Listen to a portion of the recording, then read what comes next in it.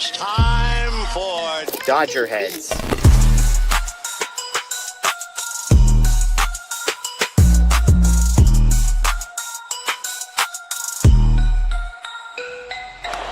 high fly ball into right field. Dodgers have won it all in 2020. Shohei Ohtani, 50-50 club. Strikes him out. There's a drive. Shohei Ohtani.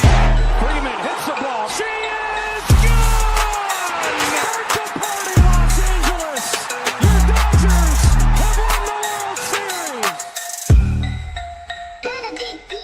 What's up, everybody? Welcome into DodgerHeads Live, presented by DodgerBlue.com, part of the Medium Large Sports Network. My name is Jeff Spiegel, joined today by Anthony Witrado, having the type of post-game show, Anthony, that neither of us knew we were going to be having, which is the Dodgers won. They didn't get swept by the Padres after blowing a first-inning opportunity and giving up the lead later. They come all the way back, hit 4 home runs, and beat the Padres 8-2 to regain, I guess, technically the division lead because they hold the tiebreaker over the Padres. So good day for the Dodgers when it didn't necessarily seem like it was going to end that way.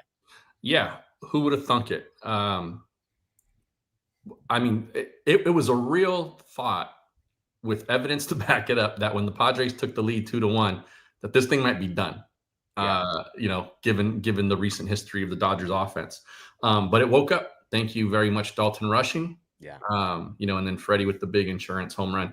That coming off of that, we'll get more into this, so I'll save it a little bit. But it felt very uphill, even after they took the lead in the first inning, considering what that could have been.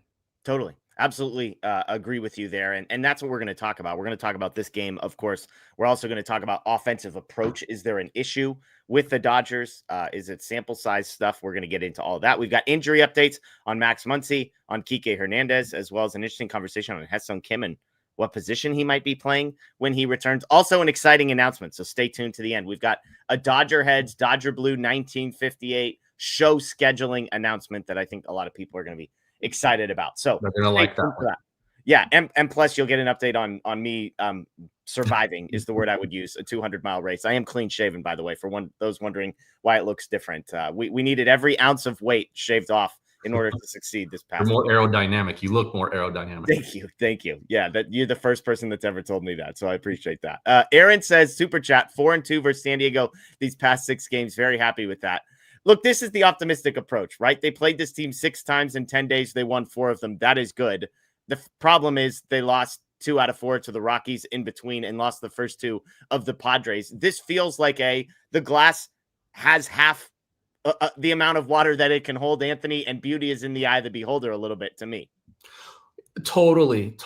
I was down coming into this game and even thinking like, man, even if they win this game, it's just it's kind of a disappointment. But you look at that record, like Aaron's perspective on this is good, because if you go 2 6-game series back-to-back weekends, if the Dodgers win them both 2-1, the vibes are probably very different versus, you get the 4 wins via 1 sweep and then you lose this series. The biggest thing here is that the Dodgers own the tiebreaker. So they don't have to technically be a game better than the Padres the rest of the way. They have to tie them. And the Padres have to beat the Dodgers by a full game at least to win the division. So, I mean, there is that silver lining in this, I think. Yeah.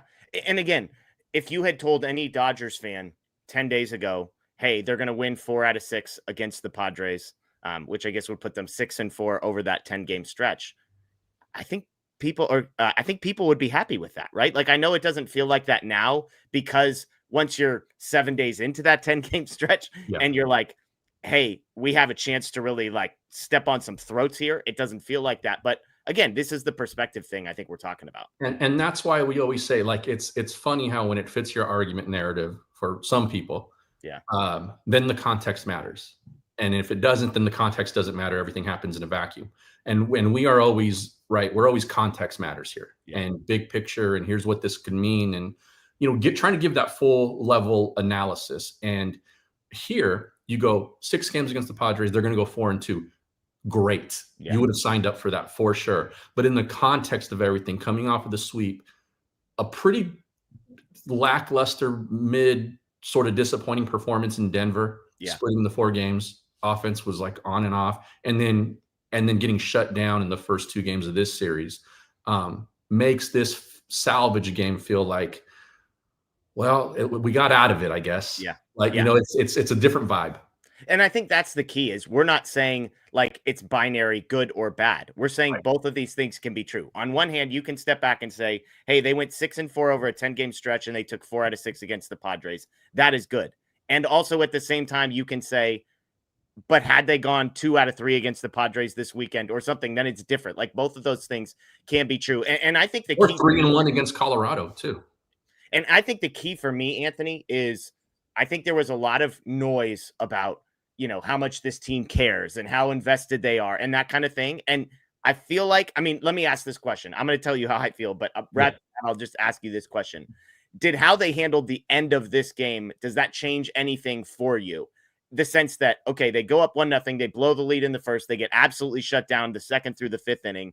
Yamamoto gives up the 2-run home run on an 0-2 pitch to the 9th hitter. Yeah. And all of a sudden it feels like, oh, we're doing this again. But then they come back and it's the Freddie homer, it's the rushing homer, it's another Freddie homer, and they close this thing out with authority in the 6th, 7th, 8th, and 9th. Like, does that sort of answer any of those questions that I think a lot of people were fairly starting to ask? I think so, a bit. It has to continue. Yeah. I think the biggest frustration and why people are down on the team right now, and why it's easy to feel that way, is because of the inconsistency. Totally. It's like, come out of the San Diego sweep and you're like, okay, get a little reprieve in terms of the schedule with a bad team, even though the Rockies have been playing better. The Dodgers should handle this team. And then the inconsistency shows themselves again, right? And then you come in here and the offense just completely doesn't show up, even though the first 2 starts by Glasnow and Snell were pretty good. You go, well, okay, here we go again. It's that kind of thing. So yes, you like to see it happen, but it's like, okay, like, can we continue this thing for like the next 7 days? Let's call it, all right? Like let's get through this next weekend, and can we look like this? Because I do think if the Dodgers get one more good run in them, and by good run, I'm talking like 10, 11, 12 out of 15, something like that. Something that this team is completely capable of doing from the talent and pitching perspective. If they do that, I actually think this division race maybe doesn't even go into the last week. Like, I think they kind of can wrap it up. But are they going to be are they going to play consistently well enough? Or I should say, are they going to play well consistently enough to make a run like that happen? Right now, you can't say for certainty that they are. If you, I mean, you've been around baseball for a lot. We've both been watching this game and paying close attention for a long time. What is the key to consistency? Like that is a buzzword in Major League Baseball. Why can't they be more consistent? But they have really good players, a lot of whom have really good numbers. They have good pitching. The bullpen has been a mess, but like, what is the key to you? What is the switch that needs to be flipped for consistency to become a reality for this group? I think for this particular team, what makes them really, really difficult to pitch to, their offense, talking from that standpoint, is their approach. And I think some guys have lost that this season or have not had it consistently enough. Teo comes to mind, right? Yeah. They flashed that walk rate on the screen a couple days ago, and it's cut in half from what it was last year. That's a huge reason why his production has dipped. It's stuff like that. And I think for this team, it's when everyone can take that grinded out mentality and grinded out approach. Will Smith has fallen back to some bad habits in this as well. So like things like that. I think that's what makes this lineup so devastating, is when they're doing that kind of thing. And probably, we've been searching for like the why Max Muncy is such a really good connector. Maybe that's why. Because he's the guy who he never loses that approach when he's going back, when he's going good. And Freeland, I think maybe that's why he feels like he's kind of a fresh, bright spot right now, because he's got a similar approach. And so I think for this team, it's a lot of that from the offensive side that I think for too long, some guys have been missing. And that includes some of the stars as well. Yeah. And it's interesting because the numbers I'm about to share don't point entirely to consistency. But on the course of the year, it's so interesting to me that the offensive numbers for this group are basically identical to the offensive numbers of last year, even the walk rate, like you referenced. Like last year, they were second in Major League Baseball with a last year, they were third in Major League Baseball with a 9.6% walk rate. This year, they're second in Major League Baseball with a 9.6% walk rate. Batting average, basically the same. On base percentage, slugging percentage, plus or minus small numbers. And yet, I think the argument against sort of for inconsistency is, yeah, you can get there in a larger sample size, but is this a team that has offensive outbursts like the one we saw today where they hit 4 home runs in one game and struggle in the 2 games before, right? Like if you take the bigger sample size of the 3 games, my buddy texts me, goes, hey, what do we get for scoring more runs than the Padres over the course of 3 games? And it's like, you get 1 win and you get 2 losses because of the consistency thing that you're talking about.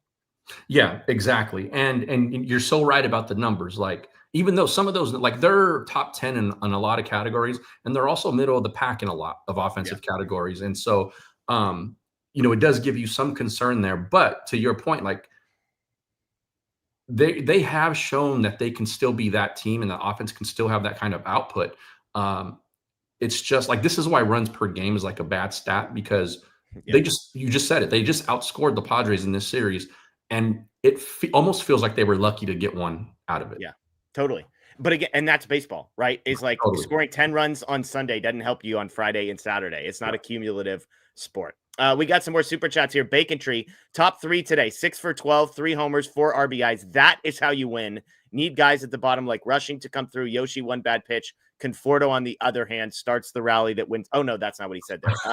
Just kidding. They were waiting for you to fill it in.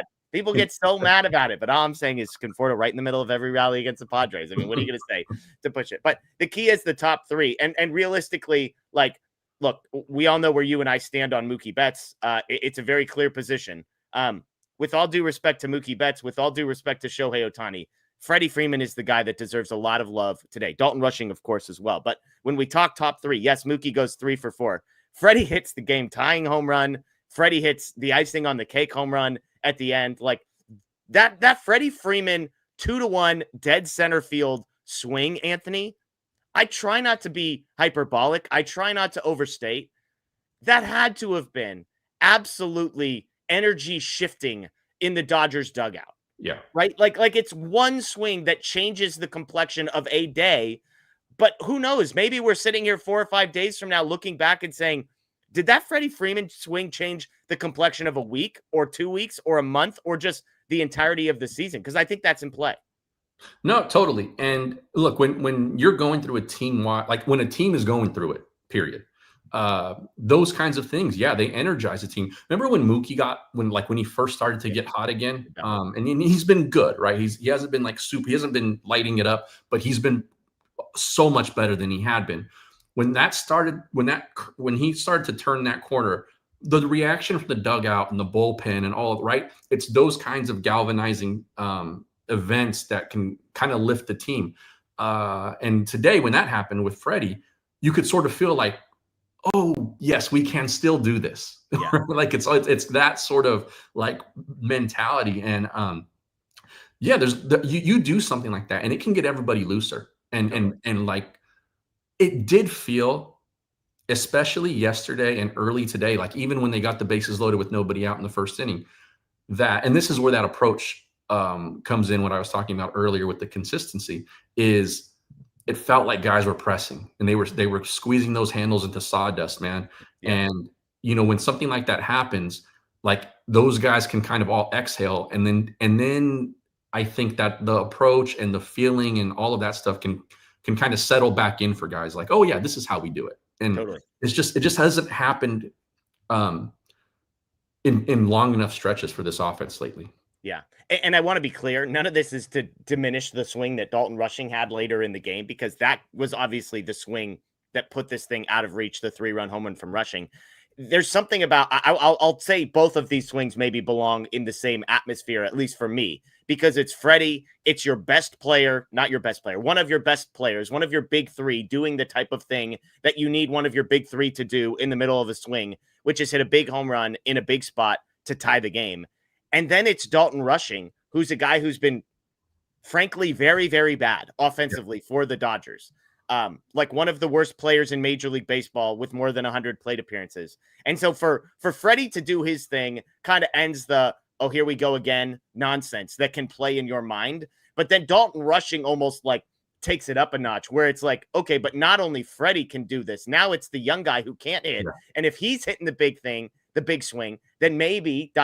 maybe it's me next that gets the next big hit, right? Like it's both of those things in conjunction in this game in a big spot that I think we all hope, we all cross our fingers is like a genuine tone setter for this team over the course of the next 31 games. Yeah, it's the pass the stick mentality, right? Like, okay, one guy doesn't get the big double in the gap, but he draws a walk. All right, you pass the stick to the next guy. Let the next guy do it, right? And I think that Dalton rushing at bat sort of felt that way. Big homer there, and then, like I said, everyone feels like, oh yeah, we can do this. This is how we can go. Like we are this good.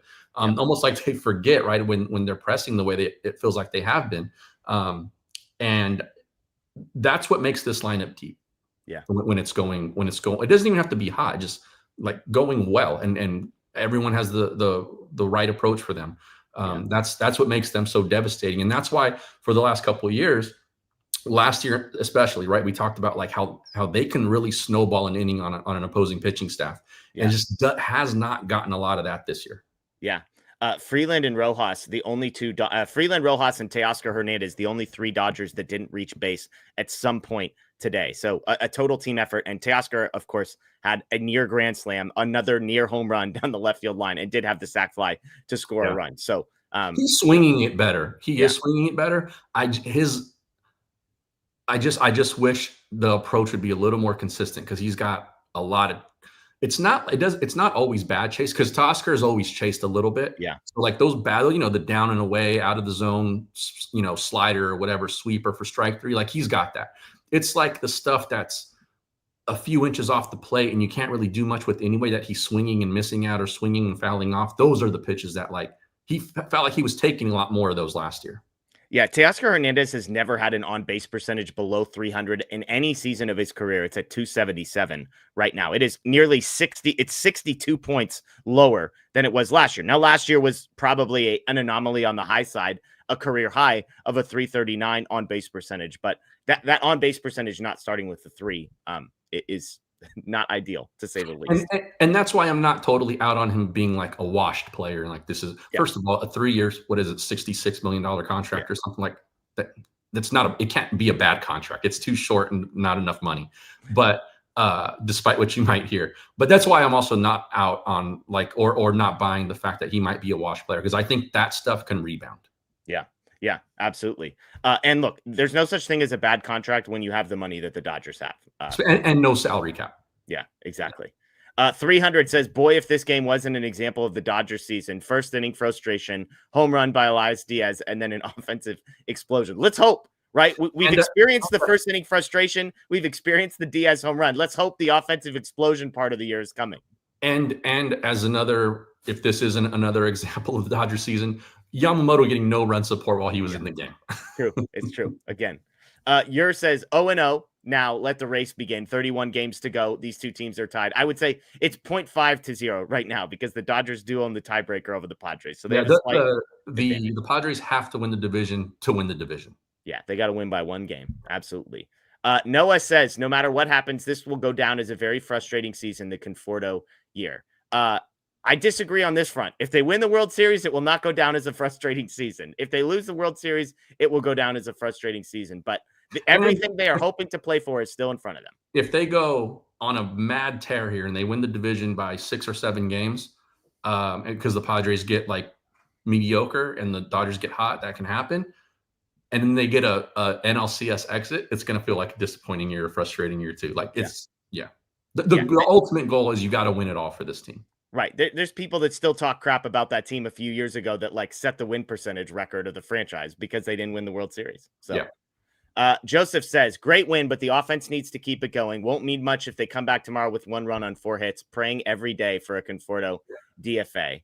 Lucas says, I still have major doubts about this offense. Fair. I mean, this is the question, Anthony. Like, what level of confidence do you have that this offense is going to produce over the next 31 days? Like, did you see? I'm not saying today is the day that changes everything, Sure. but do you have confidence in this group? I do. It's lower than it was a couple of weeks ago. It's lower than it was, maybe even sooner than that, just because it's been a long enough sample. And look, this takes into context the injuries and the lineup really never being fully healthy for it feels like almost the entire season at this point. But it's been inconsistent for too long. And some of the numbers are below what we should see from this kind of lineup. And they have been for too long this season to say, like, yes, this is still maybe the most dynamic offense in baseball. They're going to have to reprove that, I think. And they're going to get healthier soon. And what they look like as an offense in September, I think will be a better indicator of what they can look like in October. And so all of this can still change. How confident I am in that happening, I still believe it can happen, especially when they get healthier and Muncy comes back. But I am less confident, I think, than I was a couple of weeks ago, just because it's the highs are so high and the lows are so low. Yeah. For me, the barometer is those guys at the top. I believe in Ohtani. I believe in Freddie Freeman. Mookie Betts has been a dramatically different player than he was. So I believe in Mookie Betts. Will Smith has given people reason to doubt the second half swoon historically. I think will be interesting, let's just say, to see how he performs and whether or not he can figure things out between now and the postseason. So those three guys, though, at the top being right gives me a high degree of confidence.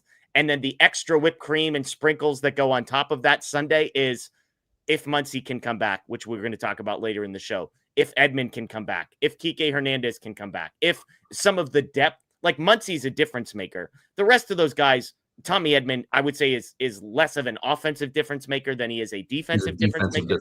But sure, if you're comparing Tommy Edman to Michael Conforto, he counts as an offensive difference maker if that's the guy he's replacing in the lineup. Totally. And to almost that exact point, Edman slotting in and some of these other guys getting healthy means certain other guys move out, right? There's not going to be any more Buddy Kennedy pretty soon, right? Hopefully Conforto hits the bench, which also means you might see less Alex Call, even though Call's been okay lately. It's not a guy you want in your lineup every day, right? Yeah. And so I think some people do. Well, when it's just him and Conforto as the options, yes.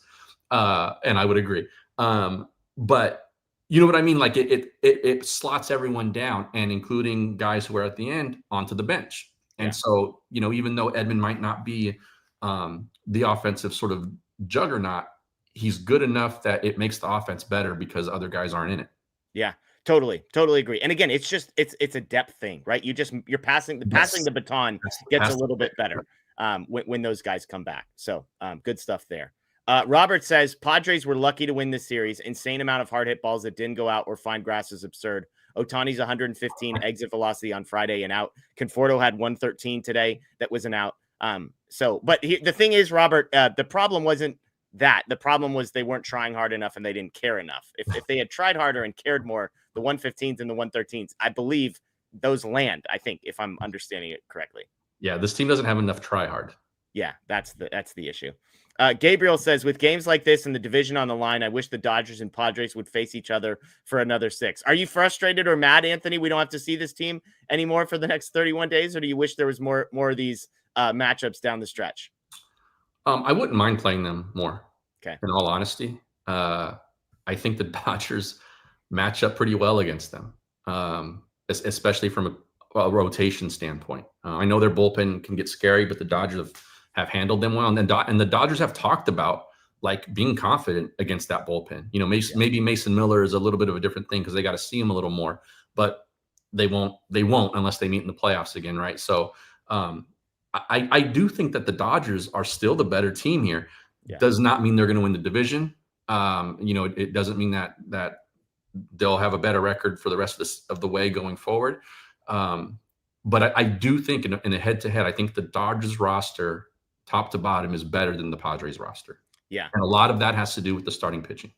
Yeah, and look, I do not want to face the Padres anymore because the Dodgers have one of the easiest schedules in the league, which means they're playing a bunch of teams that are worse than the Padres. I'm all for that. Yeah. So I would much rather go play the Diamondbacks a bunch of times than I would go play the Padres some more. So that's good news. Now, if you're a baseball fan and you just want to like watch good baseball and exciting games, these two teams playing have been the height of drama. It seems like every single time they come out and play. So if that's what you're interested in, if you're not interested in the Dodgers having the highest level of success possible, more games against the Dodgers and Padres. I know it went well on Saturday, but I wouldn't mind seeing Nestor Cortez a couple more times either. Yeah, I'll take my chances. I'll take my chances on that one. Shout out to everybody, over 1,500 people in here live with us on Facebook, on YouTube, on Twitter. As always, we appreciate you. We appreciate all the folks who have dropped a super chat. I'm Jeff Spiegel. That's Anthony Witrado. If you are just joining us, the Dodgers win 8-2. They beat the Padres. They hit 4 home runs en route to an 8-2 victory. This game got started, Anthony, in a very bizarre way because the Dodgers offense seemed to get going right from the jump. Ohtani walk, Betts single, Freddie walk with Teoscar Hernandez up. He laces a ball to dead center field. Unfortunately, Ramon Laureano was there. There was also a short wall, and Teoscar was about 3 feet short of a grand slam because Laureano robbed it for the longest, most depressing sacrifice fly in the history of Major League Baseball, only to be followed by an Alex Freeland strikeout on a fastball that just missed the plate that he's got to swing at, and Andy Pages striking out. So the Dodgers load the bases with nobody out. They only score 1 run in that. In the bottom of the third, can I chime in? I did not see a great angle on Teoscar's ball. Would it have gone out? Did you see anything that showed that it for sure would have gone out? I feel pretty confident it would have gone out. It looked like it was going to go out. I did see something that someone had posted that said it was a home run in 10 of the 30 ballparks. Okay. So not a for sure, including Dodger Stadium, it would have been out. But I did not see like the that side view angle to see like by how much it got robbed or whatever. But anyway, I was just curious if you had seen that. Yeah, I didn't see an extra angle, but again, I'm guessing it looked from the angles that I saw. It looked like if nobody was out there, it probably would have cleared. It did look like that. Yeah, exactly. I think that's a good way of putting it. So again, Dodgers blow an opportunity, do get on the board first, but bottom of the third, Yamamoto, who had been cruising up into this point, number 9 hitter Elias Diaz gets 2 strikes against him, and Yamamoto unfortunately hangs a sinker that Diaz did not miss for a 2-run home run into left field, giving the Padres a 2-1 lead. That lead would go all the way until the 6th when Nick Pivetta, who had 30 pitches in the first inning, makes it all the way to the 6th because he starts mowing guys down in the 2nd, 3rd, 4th, and 5th until Freddie Freeman launches a home run a few rows deeper than Teoscar Hernandez into dead center field to tie this game up. Teoscar Hernandez, by the way, missed a back-to-back. He bat flipped a foul ball down the left field line. It was that close to being a home run. So unfortunate night for Teoscar Hernandez on that front. But the 7th inning is when things come cascading down for the Padres. Good news for the Dodgers. Pages single, Conforto walk, and after Rojas pops out, Dalton Rushing yanks a home run off Estrada to give the Dodgers a 5-2 lead, followed by Freddie Freeman with a 2-run home run with Mookie Betts on base to make it a 2-run home run. I got to say this about Rushing. I'm going to own this. I'm not afraid to admit when I'm wrong. I posted on Twitter, why is Will Smith not pinch hitting for Dalton Rushing in a tie game in the 7th inning against the Padres with 2 guys on? I still don't totally understand why they didn't pinch hit Will Smith, but I am glad to look like an idiot for having asked that question, Anthony. It's fair. I think if Will Smith was hot, that might have been more likely a scenario. But I think given that he's been so cold lately, it was like, at least we got the matchup right in terms of handedness. Yeah, exactly. And I mean, the only other thing I could think of, it's the 7th inning. Maybe they want Will Smith on the bench in case a spot comes up in the 9th or something like that. Yeah. We know how scared they are of the second catcher, not burning your second catcher type of thing. There was 1 out at that time. Correct.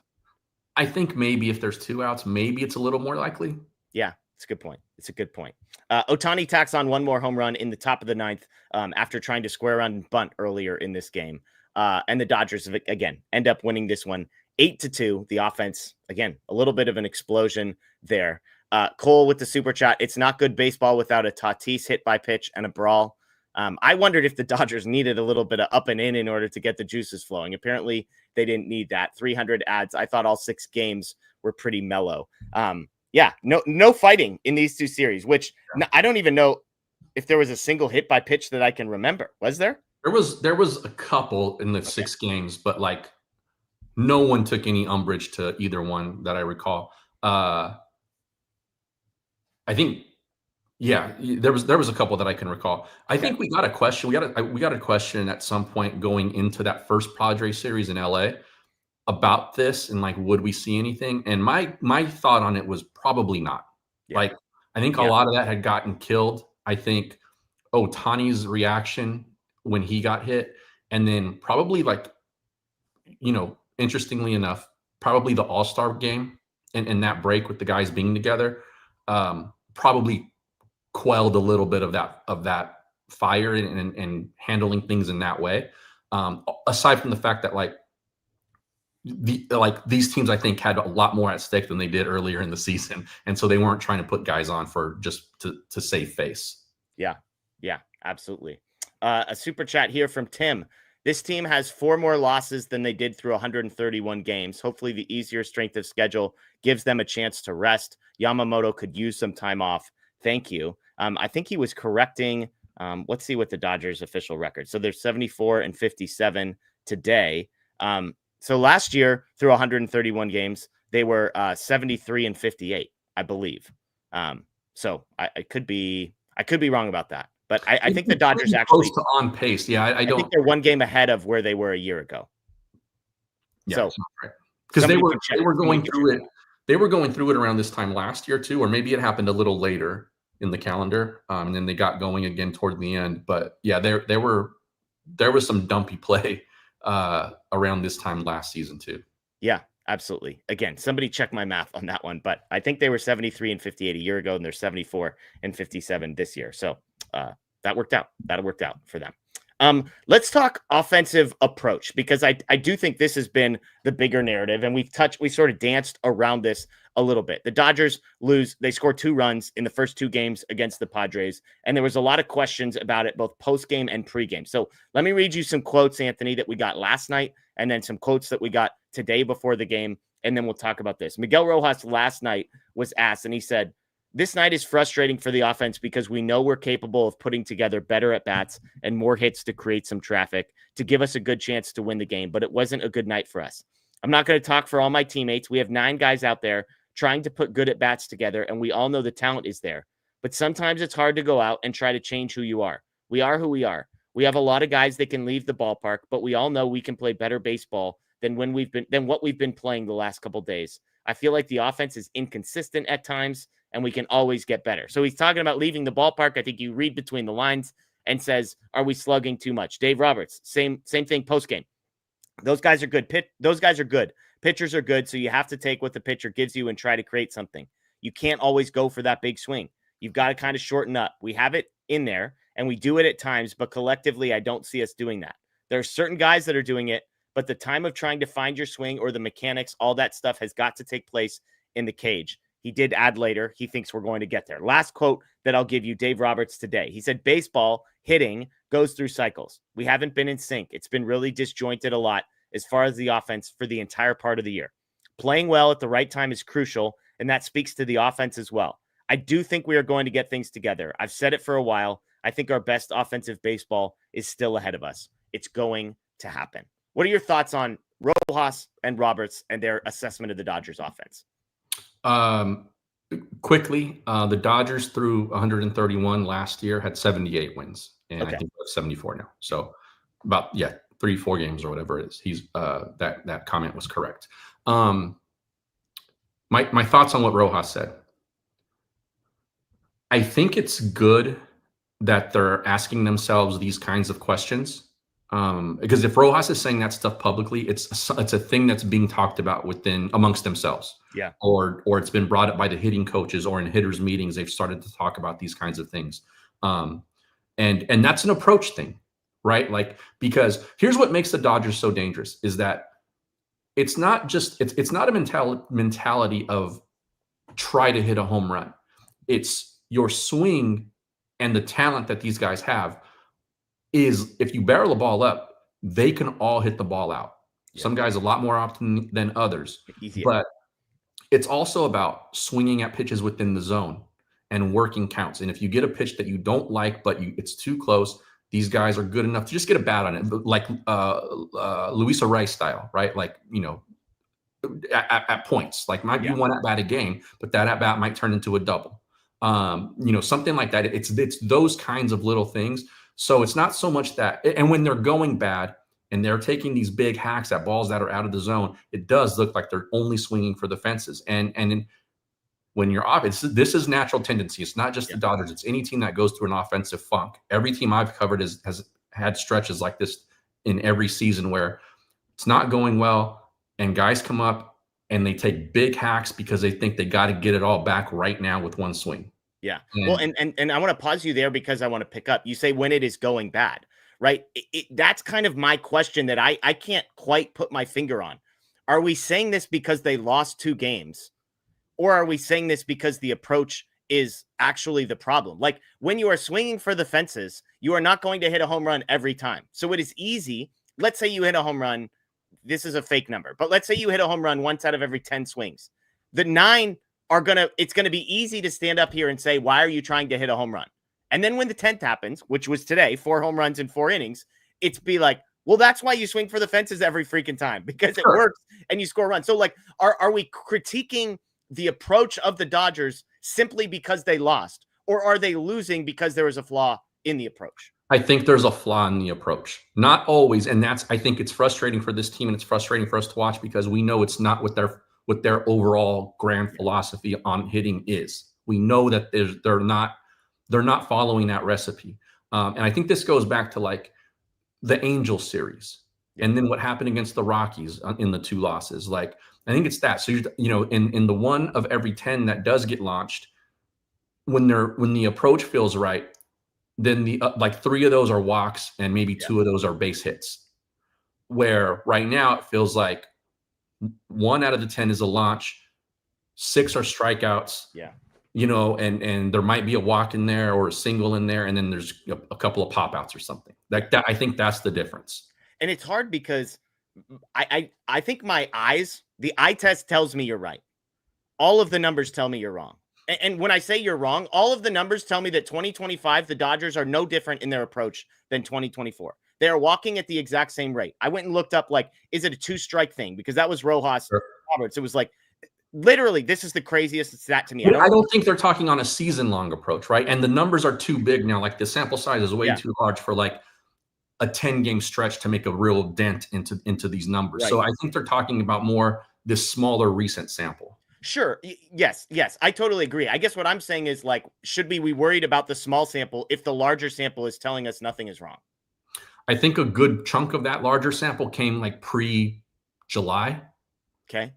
And so I would think, like, yes, it's a concern. I don't think it's a full-on panic, but it's a concern. Also, they're getting some of these other guys back who do some of those things well. That's what I was just going to say is, like, but this smaller sample also includes Buddy Kennedy and, a lot more Miguel Rojas, who's been good, and a lot more, Conforto has been consistent. But like that's part of it, right? Is like we're comparing in some ways apples to oranges. And I agree that like what you're doing in the middle of August should be weighted more heavily than what you did in June. Again, I don't know what the right answer. I don't have like a plant my flag stance on this.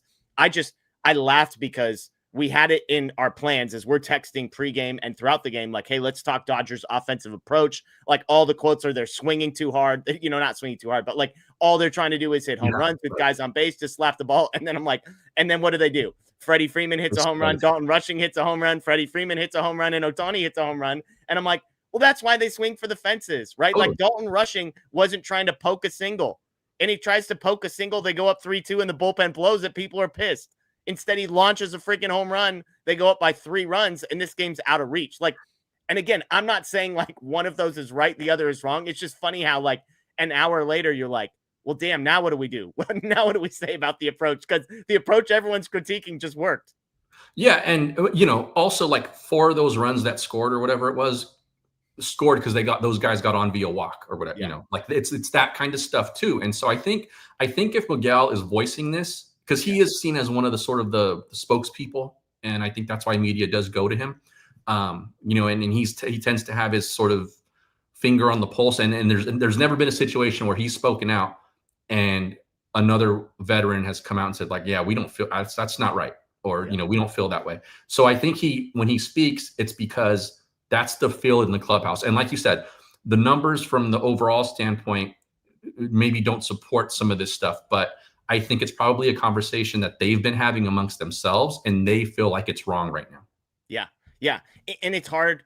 I'll be honest. When I hear Miguel Rojas say this about the approach, my view on Miguel Rojas has long been documented. He's not my favorite player on the Dodgers. I think he's been good. I can set that aside. It's also hard for me to hear this from the guy who it's like, yo, bud, you could probably swing as hard as you wanted to, and you ain't getting that ball over the fence. Yeah. And so it's like, yeah, it's easy for him to say, like, we need to stop trying to hit home runs and slap it the other way. And at the same time, I know my own biases, and I need to set those aside and say, there might be something to what he's getting at, right? Like, it's a both. Yeah, yeah. And I think you take the messenger away from it. Yeah. Aside from the fact that, like, he has essentially risen in the time he's been here as like the guy who speaks for everybody in these kinds of situations. Yeah.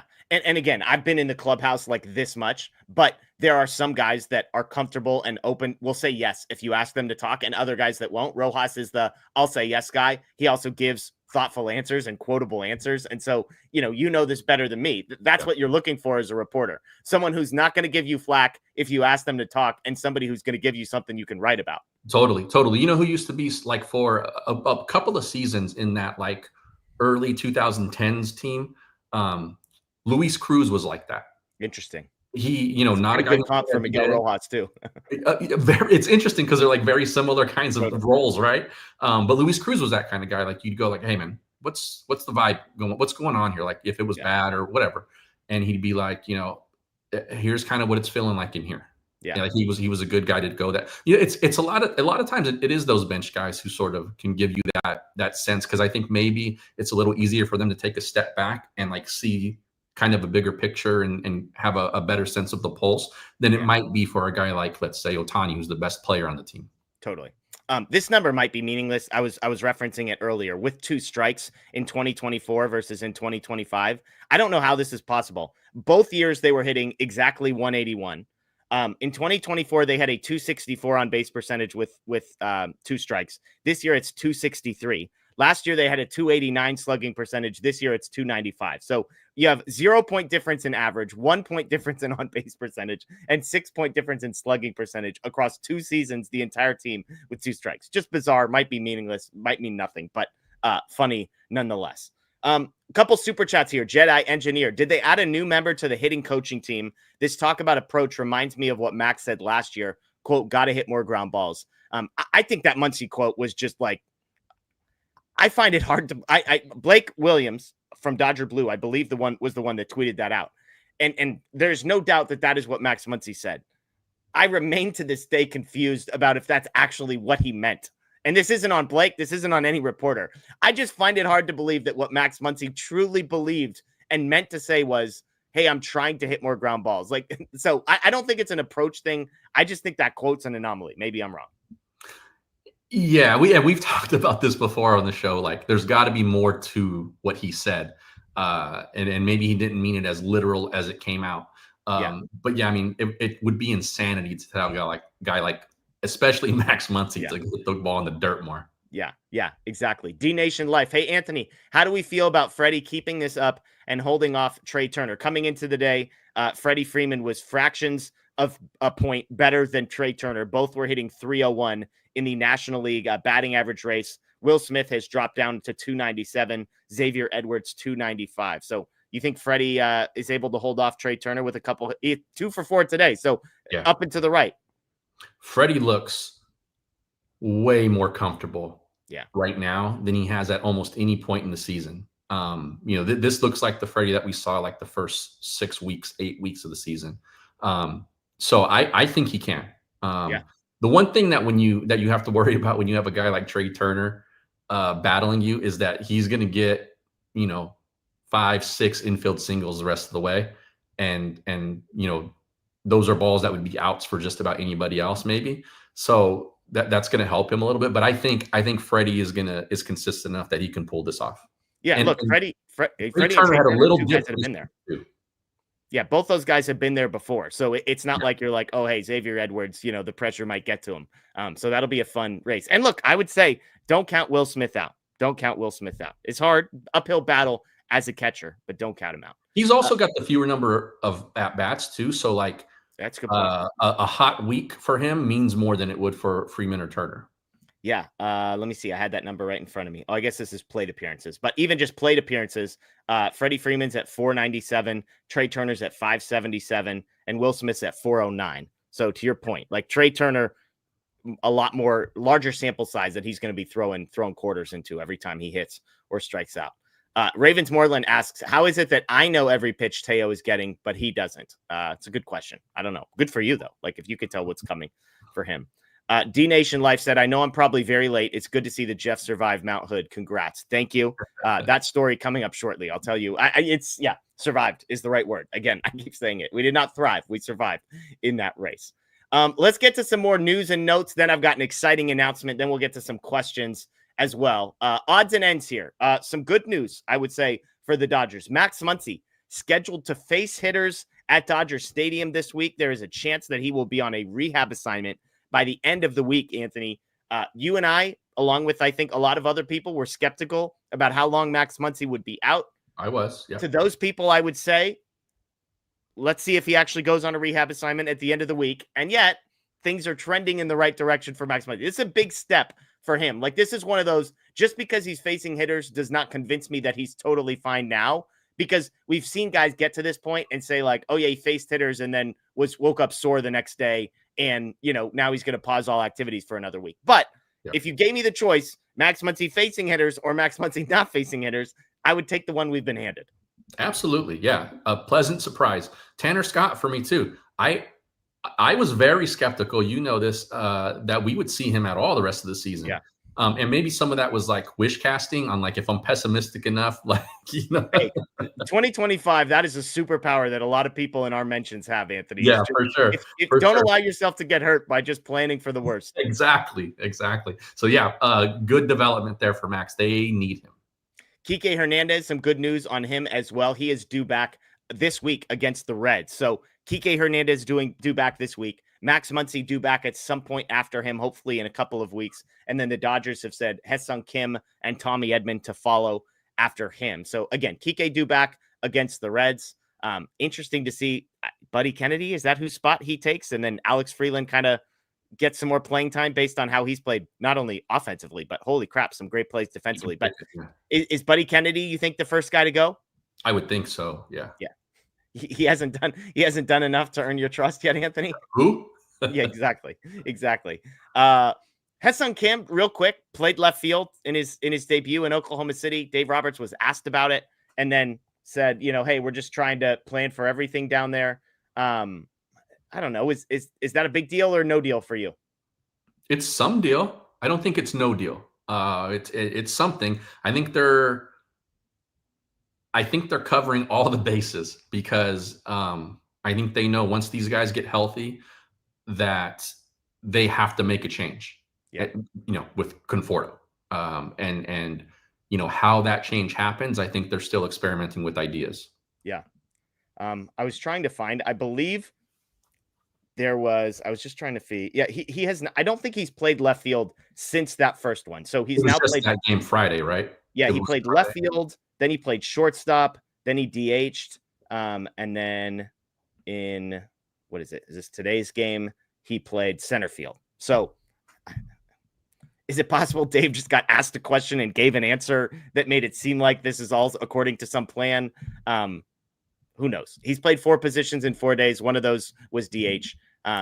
So I don't know. We'll see. I guess I would just say stay tuned. Let's see if he continues to play left field or if it's a mirage. Because we've seen minor league guys go down and like play some bizarro position. And then it was like, oh, yeah, no, that was just how he got his bat in the lineup that day, kind of a thing. So there we go. Exciting announcement. Here we go. We teased this. And I think there's going to be a 2-part exciting announcement for everybody here. The first part is that there is a new show launching on this channel, Dodger Blue 1958. Did I mention, by the way, that you should subscribe and ring the notification bell? Not only so that you catch this show on Tuesdays, Thursdays, and Sundays, as well as the news and interviews that we cover, but also because there is a new Monday through Friday 10 a.m. show called DodgerHeads Unplugged that will run every single weekday from now moving forward. That's exciting piece of news number one. Exciting piece of news number two is who is going to be hosting that show.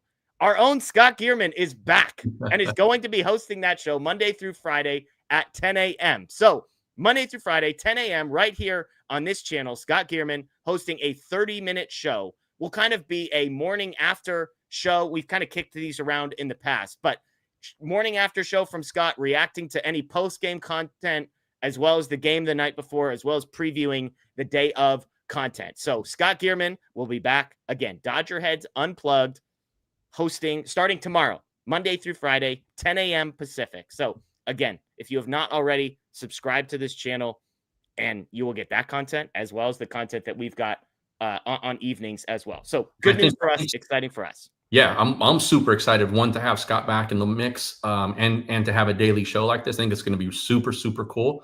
I think some of us will probably even pop in every once in a while in the mornings. So I saw a couple of people ask that.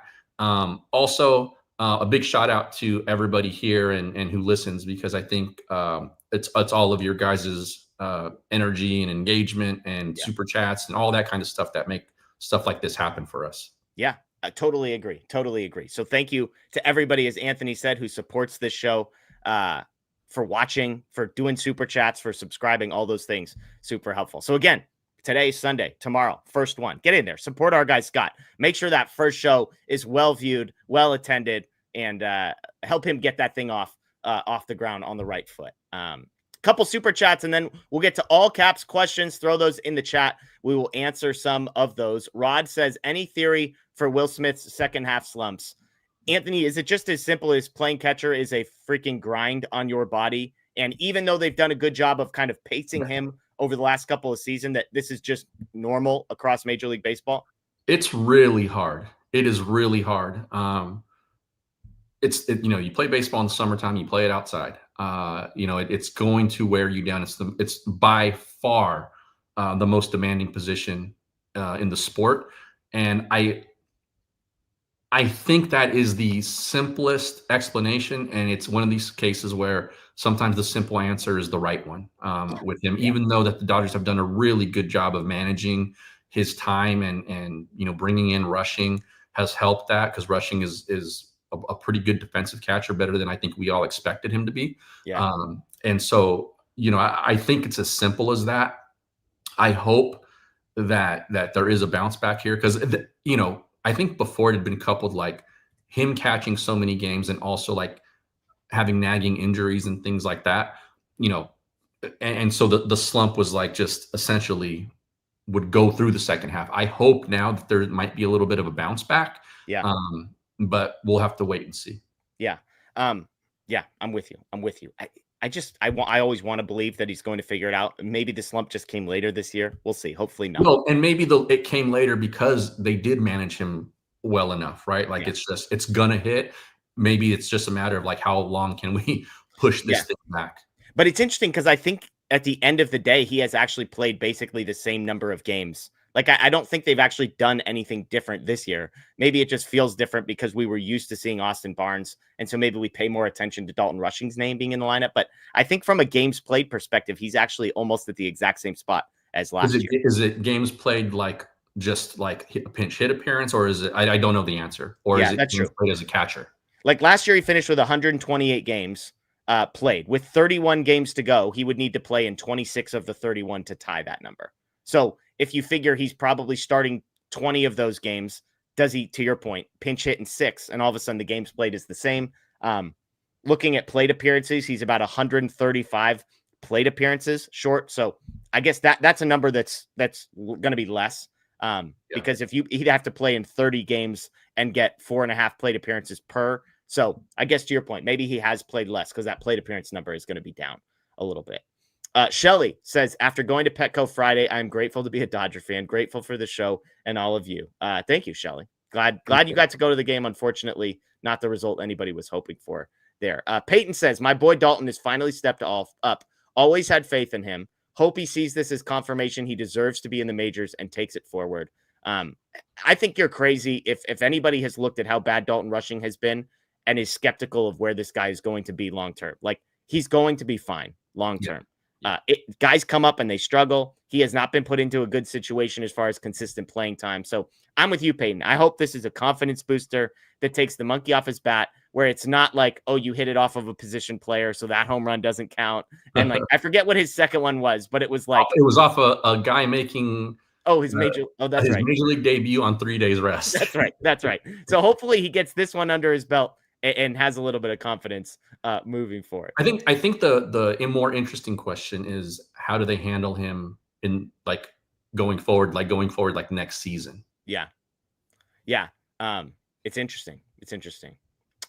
Ravens Moreland, with 5 players due to come off the injured list, is there any space for those guys? So there's 2 separate conversations. I'm going to pull up the Dodgers 40-man roster here. There's 2 different conversations, because the first one is if guys are coming off the 60-day IL and they would need a 40-man spot, which is not the case for Tommy Edman, for Kiké Hernández, for Hyeseong Kim, or for Max Muncy. Those 4 guys, none of them are on the 60-day injured list.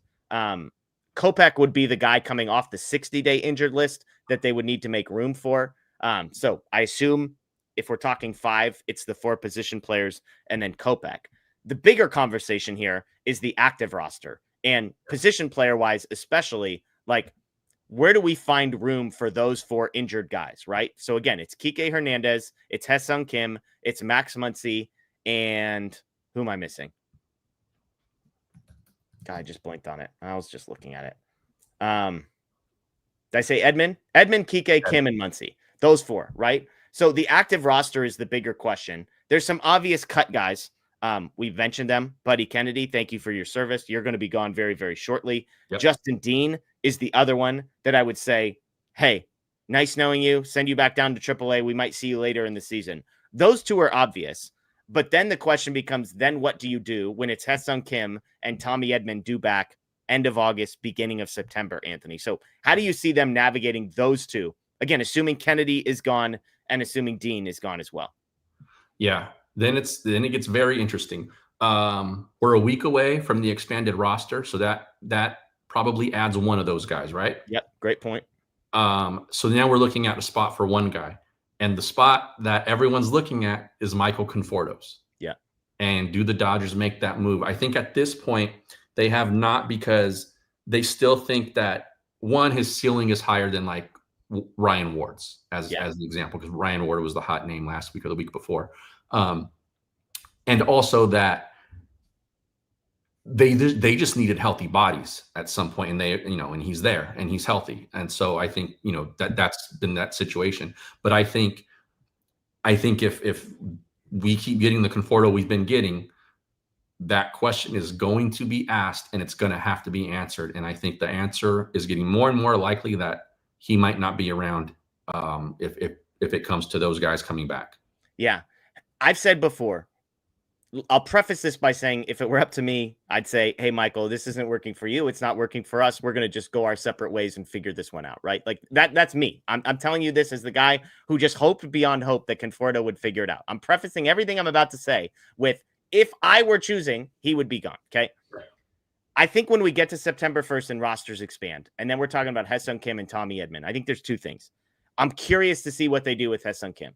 And it's not because I dislike Hyeseong Kim. I just wonder if he is like as much of a shoe-in for the active roster. These other 3 guys, Kiké Hernández has no options, and Edman and Muncy are like obvious insert straight into the starting lineup as soon as they are back.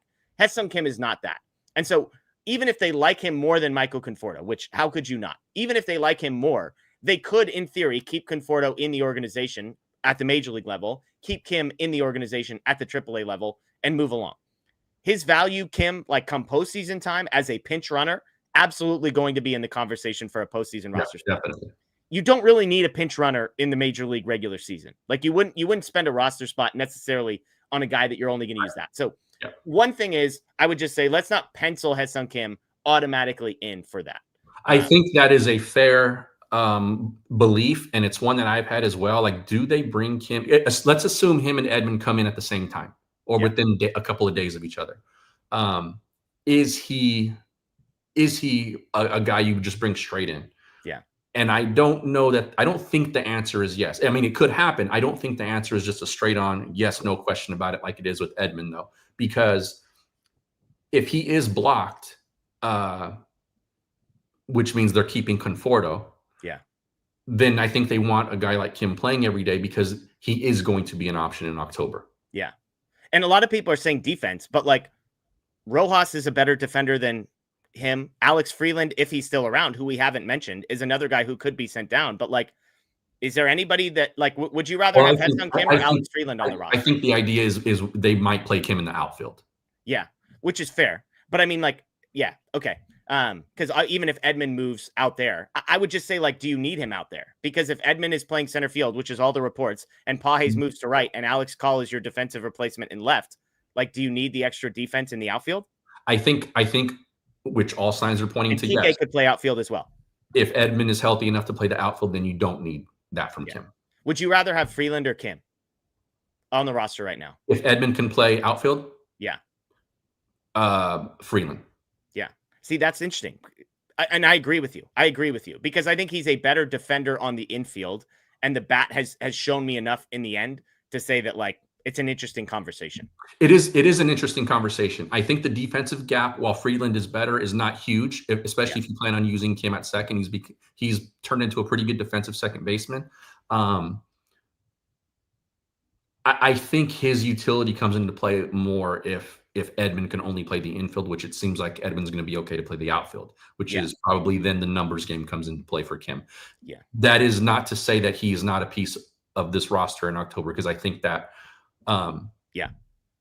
that matters a lot more in the playoffs. Like, you know, a guy like him on the bench than it would like in the regular season. It's also like if things worked out where Justin Dean was still around, like he would be an October option more so than like an a regular season option in September. Yeah, I think it's important to differentiate between the conversation of postseason roster and regular season roster, because to the point that you're making, the value that a guy can add changes in the postseason. In the regular season, you can only move guys up and down so many times, and so you're needing guys that you can play consistently. Like, you can't have guys on the bench that you're like, you might come in for 5 minutes once a week, but in the postseason, and you have only one job, like totally.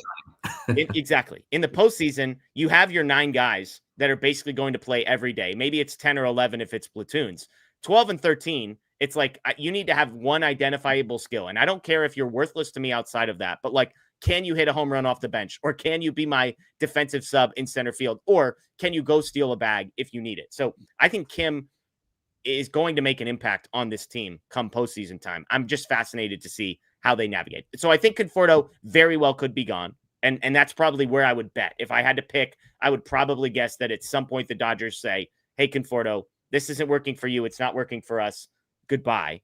But I would just keep an eye on what they decide to do with Alex Freeland and what they decide to do with Hyeseong Kim, because I don't think those things are guaranteed.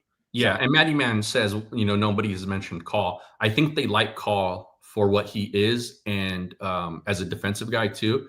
So I think it looks like right now Call is probably going to stick around. Yeah, I agree.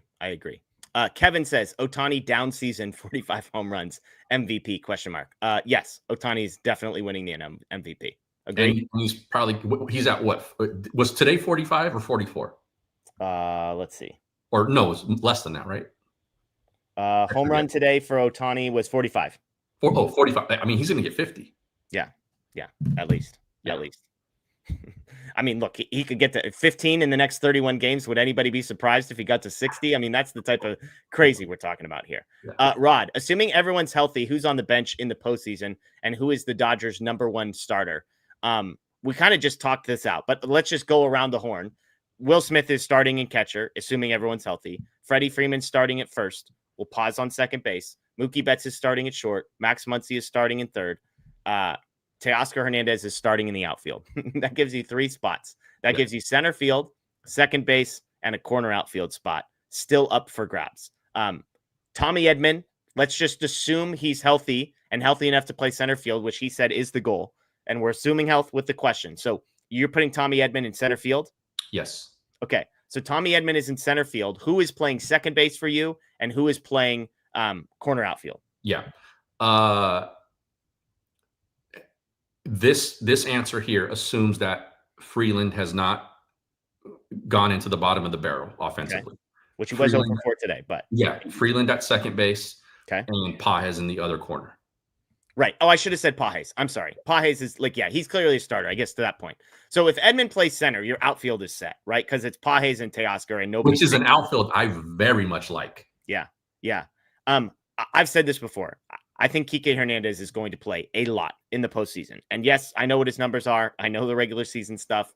I just think they're going to trust him. I think they're going to prefer platoon stuff with him. But if it's like Kiké Hernández or Alex Freeland or Hyeseong Kim, I think there's a decent chance that they look at that group and they're like, we're just going to take our chances with Kiké. And yeah, I think it might be matchup dependent too. Yeah. A little bit. Yeah. Everybody healthy, everybody rested. Who do you want pitching game one? And don't worry about like, oh, well, if this guy goes on one, then 5 days later, none of that. Yeah, I'm not worried about man, that's a tough one. It's the two guys I'm thinking about are Yamamoto and Snell. Okay. Not Kershaw. I'm just kidding. Just kidding. Relax, everybody. Yeah. For me, I think those are the right two. It's probably Snell for me. I think it's Snell for me also. Yeah. And I know we're not thinking about this, but to throw in the little, if you got to start twice on in a short series, then it probably is definitely Snell. Yeah. 300 with the super chat, going back to the Will Smith conversation. It's why so many catchers won MVP pre-60s. Modern day certainly doesn't value the position like then. The fact Piazza did not win an MVP hitting 340 and 40 bombs is beyond me.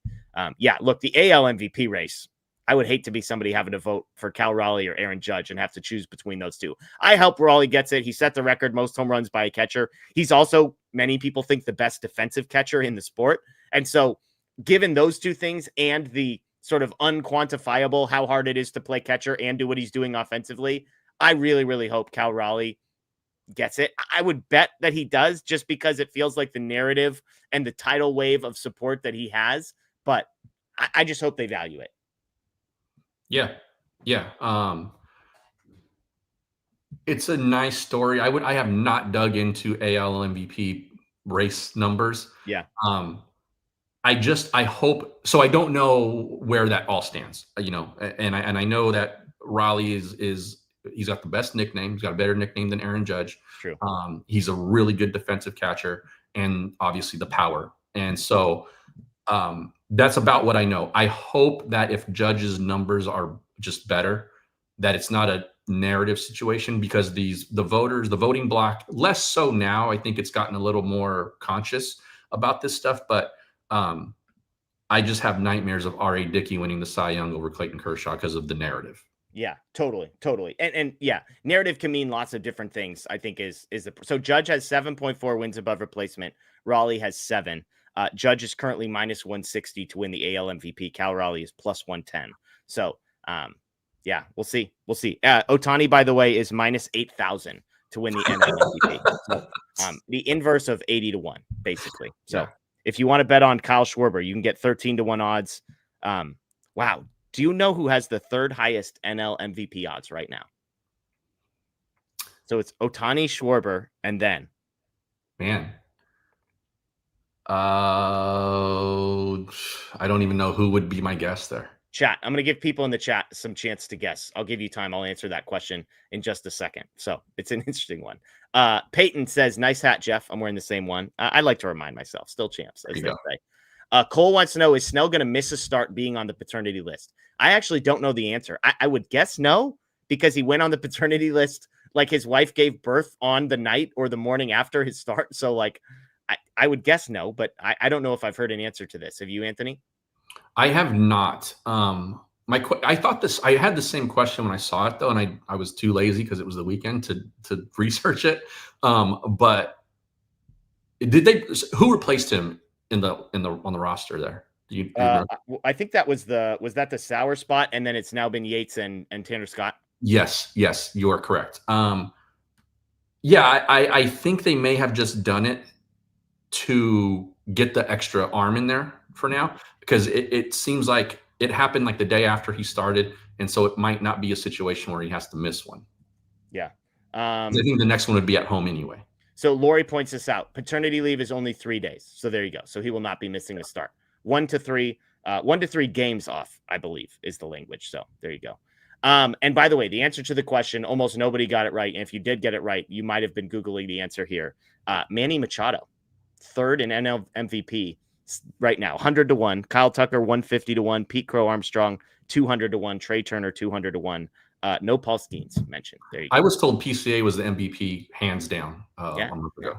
Hopefully nobody bet on that. Jay wants to know pitching probable for Ohtani bobblehead day. Man, do you know this one? When Somebody is in the chat can probably tell you. I don't know which day is Ohtani bobblehead day. Let's see. Ohtani bobblehead day is Wednesday. And then who's pitching Wednesday? Ohtani. Scheduled to pitch on Ohtani bobblehead day. So there you go. Brandon, if fully healthy, what's our starting 9? So we kind of answered this. Can you see Freeland starting when fully healthy, or does he even make the postseason roster? Conforto DFA ? So you've got, if regular season wise, I think Freeland is starting when everybody is healthy at second base. I think it's him versus Hyeseong Kim versus Kiké Hernández to some degree.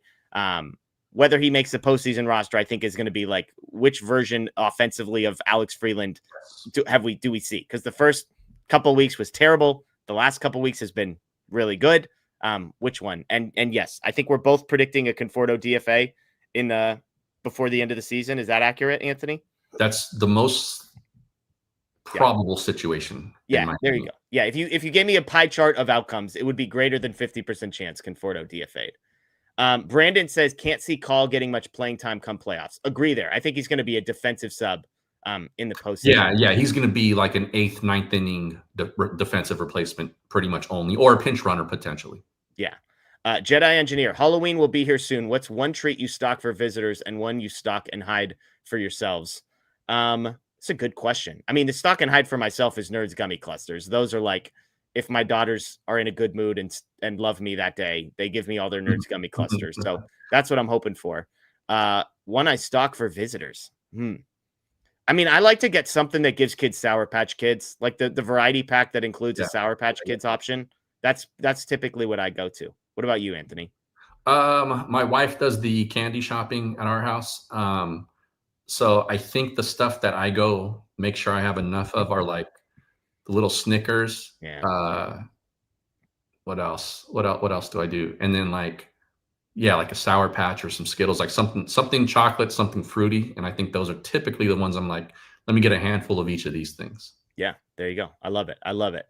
Grayson says Dalton's home run was cool, but Shohei with the Padres fan was gold. If you missed it, awesome. There was a Padres fan talking crap to Ohtani apparently the entire game, and then Ohtani hit a home run, and basically right next to the dugout, he went over and he patted the guy on the back and gave the guy a high five. The guy was a good sport about it. Yeah. The whole interaction, I mean, he wasn't a good sport about talking crap. But my thing is, like, if you're going to talk smack and then wear it when you're wrong about it and not be a jerk, then here. So that seemed like good fun all the way around. So good call out by you, Grayson.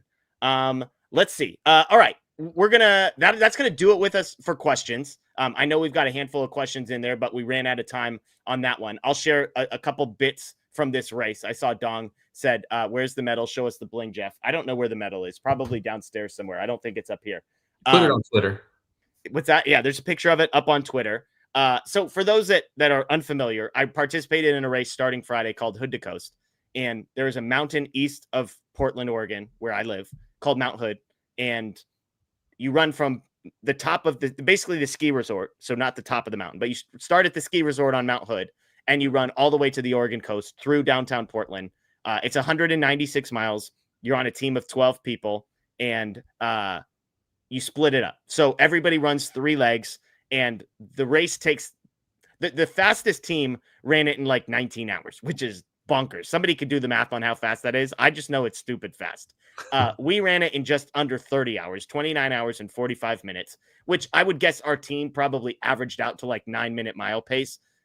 So take that for what it's worth. You might think that's slow. You might think that's fast, but I was leg number 4 for anybody that cares about that. Dong asked. But the craziest part of this race was our start time. They stagger start time. So some groups start at like 3 a.m. and some groups start at 3 p.m. Well, the start is like straight down a highway, asphalt, absolutely no shade. Like literally when I say zero shade, I mean zero shade. It was the hottest day of the year in the state of Oregon on Friday.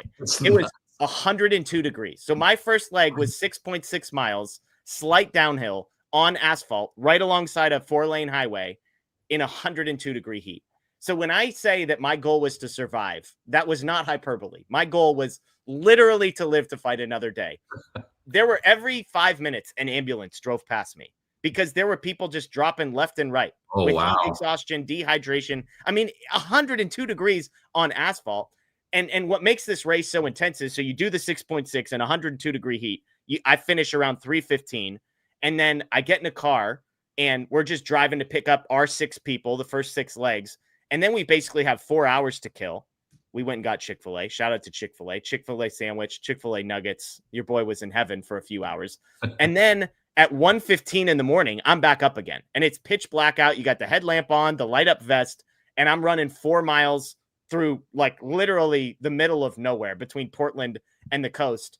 And then I did it all over again. I think I started at like 10:30 the next morning, which, by the way, it had started to heat up. I think it was like 85, 86 degrees. What's the temp at night when you get the that night was decent, but like even at night, like when it's 100 degrees during the day, it's not like it's dropping into the 50s at night. So we're talking like low to mid 70s, I would say. So I would say it was comfortable. I wasn't freaking out. I didn't take a water bottle with me on leg number 2, but we made it. There was some walking involved, but we survived. The team made it. We finished, like I said, 29 hours, like 45 minutes or 55 minutes, I think was our time. So Hood to Coast is what it's called.